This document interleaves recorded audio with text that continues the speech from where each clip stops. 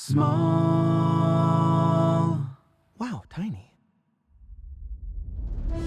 You are currently listening to Tiny Table, where we explore TTRPGs you might not have heard of. Whether big or small, we hope to cover them all.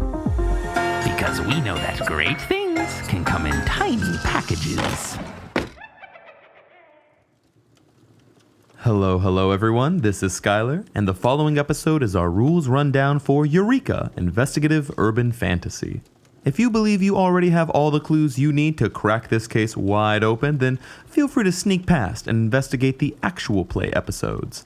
However, if it's your first time, you need a refresher, or you just get a little joy whenever Julian narrates, then set aside your magnifying glass, put away any red string, and we'll give you all you need to know.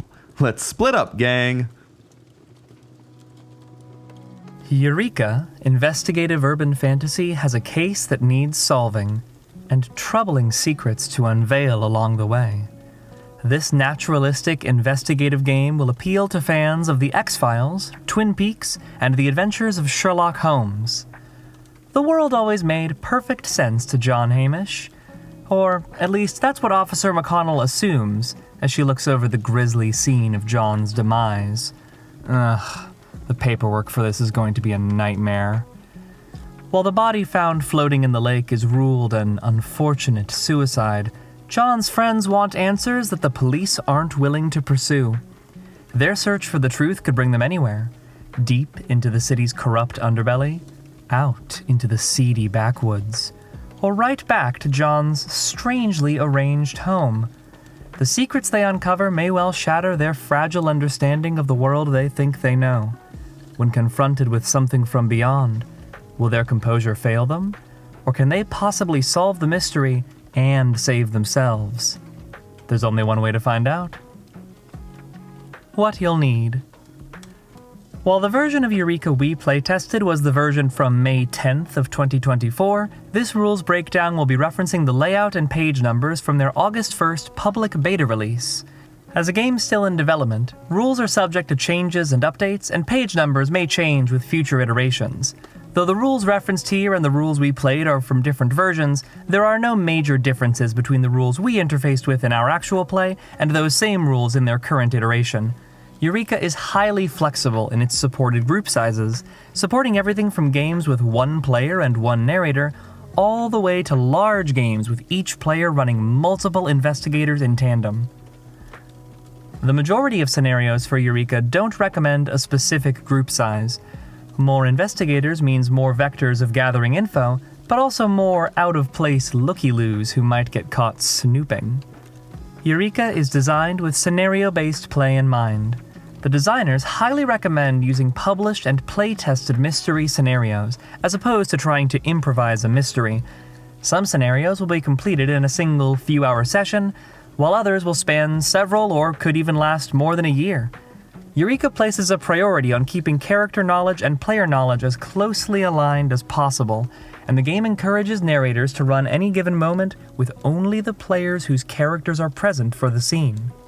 If a character intends to split off from the party for a while, one fun approach is handling that character's escapades on a private call or during a one-on-one hangout with the player. Really preserve that mystery sensation. When you've finished a scenario, the narrator and players should decide as a group if they'd like the next scenario to feature returning investigators or a whole new crew of snoops. To play, everyone will need a handful of 6-sided dice, a few d12s, as well as their investigator sheet and something for note-taking. Both a printer-friendly and form-fillable PDF version of the investigator sheet can be downloaded from the public beta release on anim-ttrpg.itch.io. At least one player should bring the full rules, which are also available in PDF in the same release. Before we continue, a few content warnings. Eureka's world features monstrous characters, such as vampires and wolfmen, who keep their rare conditions hidden from modern society. In this world, no grand masquerade unites these hidden creatures. Their secrets are wholly their own. The designers aim to use these monstrous characters to explore themes of disability, poverty, criminality, and inequitable social structures. The game positions monsters as characters who, for reasons often outside of their control, take more from society than they give, and then asks you to engage with them and their interiority directly. For a deep dive on the thematic use of monsters, the monster essay section on pages 367 to 371 is highly enlightening. More broadly, as a game featuring both Lovecraftian nightmare creatures and deeply human crimes, expect to come across topics of murder, disfigurement, kidnapping, physical and gun violence, and really anything you would expect in a gritty mystery story. The core rulebook makes a helpful note that torture, an unfortunately common tool used by characters across way too many RPGs, is both detestable as a practice and a poor means of extracting information, just like in real life. It is thus mechanically discouraged directly. Specific content will, of course, vary by scenario. In our own play, the core mystery revolves around child endangerment and missing children for all 4 episodes, along with mentions of hallucinatory perceptions, amnesia, and depersonalization that become central to the final episode. The final episode also features physical and vehicular violence, along with body horror. Preparation. For players, character creation begins with your concept. Investigators in Eureka can be investigative journalists or private investigators, but they can also be regular people swept up in a mystery, like a friend or a family member of the victim. The only thing they can't be is a cop. Start with a high-level concept like burnout college student and then go from there, working with your narrator to ensure the choice is a good fit for the scenario. From there, you'll assign each core skill in the game a rating from -3 to +3. Once you're done, all these skills should add up to a net total of 0. For frame of reference, a 0 represents basic human competency, a -3 would be complete incompetence, and a +3 is exceptional levels of experience and training. Don't be surprised if your character concept has mostly 0s and 1s. That just means they're probably a regular person. If you're interested in your investigator being decidedly not regular, check out Chapter 8 starting on page 360, which gives rules for supernatural and monstrous investigators.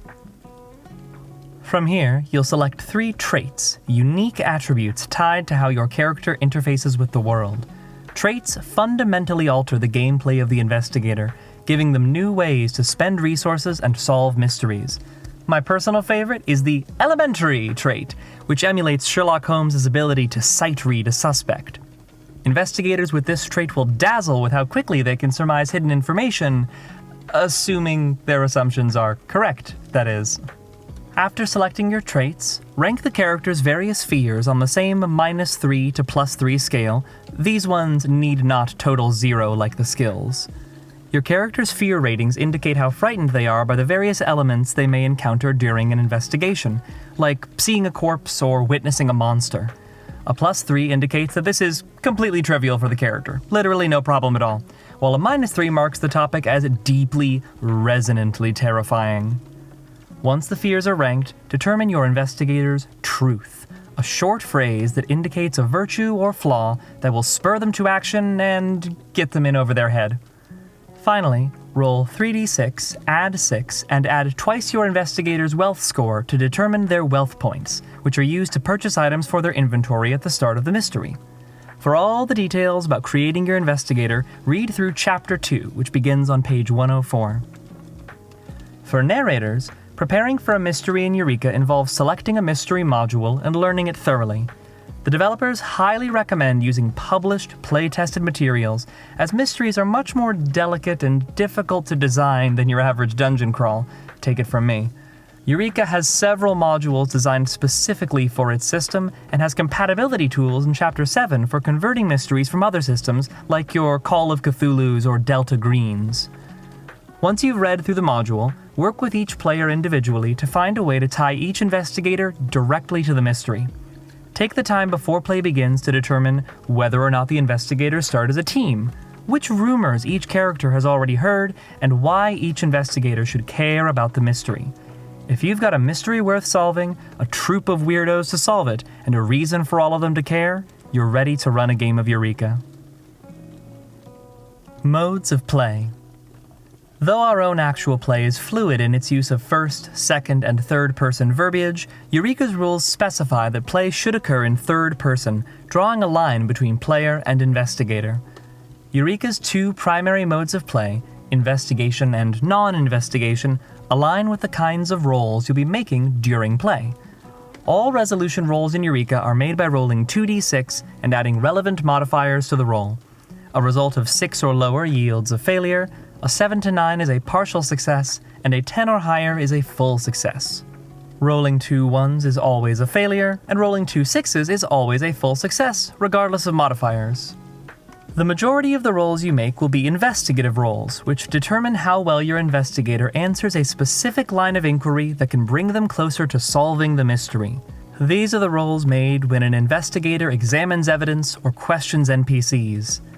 Any roll that does not satisfy this condition is considered a non-investigative roll.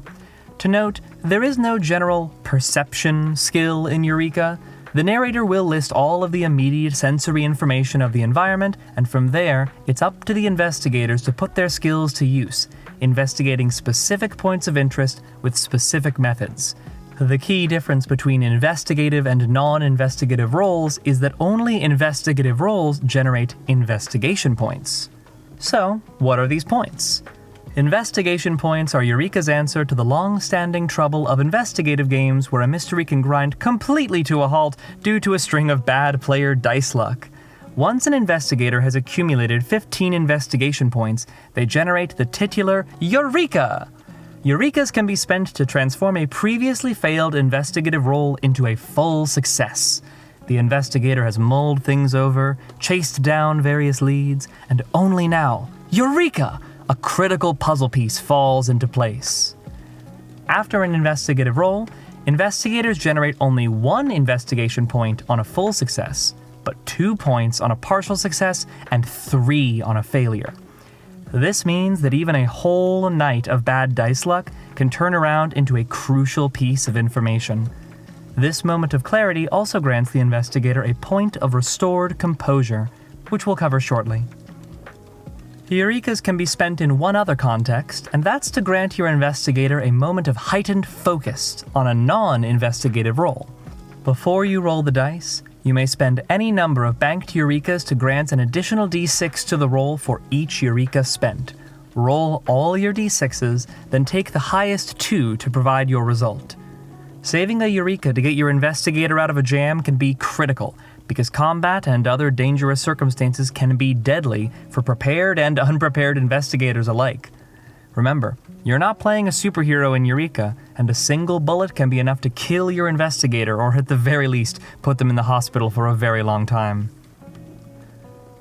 Combat in Eureka operates on an epicenter-based initiative, with investigator and NPC turn order determined by proximity to the center of the action. An investigator can move and take an action on their turn, such as punching a foe or shoving someone to the ground or shooting a gun. Basic melee attacks rely on the CQC skill or athletics if resorting to fisticuffs, while guns rely on the firearms skill. Combat is where Eureka's rule set contains the most granular details, and well-prepared investigators will be rewarded with helpful modifiers for stabilizing their weapons, seeking adequate cover, and attacking from advantageous positions. But no plan survives contact with the enemy, I'm afraid. Especially true due to Eureka's woo roll mechanic. Any gunshot that isn't a full success always prompts a roll to determine what else, besides the intended target, gets hit by the wayward bullet. Sometimes, all it takes is a single ricochet off the side of a fire extinguisher to completely change the tide of battle. When the dust and chemicals clear, investigators may need to patch themselves up physically and mentally. Physical health in Eureka is measured with superficial and penetrative HP, representing surface level and deep tissue damage respectively. If either pool falls to 1 HP, make an athletics roll to determine if your investigator is injured or fully incapacitated by the wound. If your investigator is reduced to 0 penetrative HP, they die instantly. Minimal healing can be accomplished via first aid, but larger recovery will take time and resources at a hospital. A character's mental health, on the other hand, is measured with composure, which begins at its cap of +7 and will lower when characters don't meet their basic needs, endure stressful situations, or encounter things they fear. Think of composure less like Call of Cthulhu's Sanity, where hitting 0 means the character has gone, egads, stark raving mad forevermore. It's more like a measure of stress, fatigue, anxiety, and fear. An investigator's current composure level acts as an upper limit on their skill modifiers. Listen, it doesn't matter if you're Usain Bolt. If you're on the brink of a mental break and you haven't eaten in 3 days, you're not going to be running your best. An investigator's composure can be recovered by getting 3 square meals a day, sleeping a full night's sleep with a roof over their head, receiving comfort from a friend, or having a Eureka moment. Legal. Eureka Investigative Urban Fantasy is owned and copyrighted by Addison and Brandon of Anim LLC, all rights reserved. This podcast is based on the following game content created and owned by Anim: Eureka Open Beta Materials, Anim LLC 2024, available on anim-ttrpg.itch.io, and Foriva, the Angel Game, Anim LLC 2024. Tiny Table is an independent production by Tiny Table LLC. This production was created in mutual partnership with Anim LLC, who provided the Eureka pre-release rule set and Foriva the Angel Game for use before public release. Thank you, Anim. With that, you know all the basics you need to know to start your first game of Eureka Investigative Urban Fantasy. Now get out there and get snooping. Hi, and thank you for listening to our podcast. If you enjoyed this episode, then we'd really appreciate if you left us a review. If you really like what we do here and want to support us further, you can join us at patreon.com/tinytablepodcast. Our business email is also open for inquiries at tinytablebusiness@gmail.com, and all of our socials can be found in the episode description for any shenanigans you might want to follow. Till next time, see ya!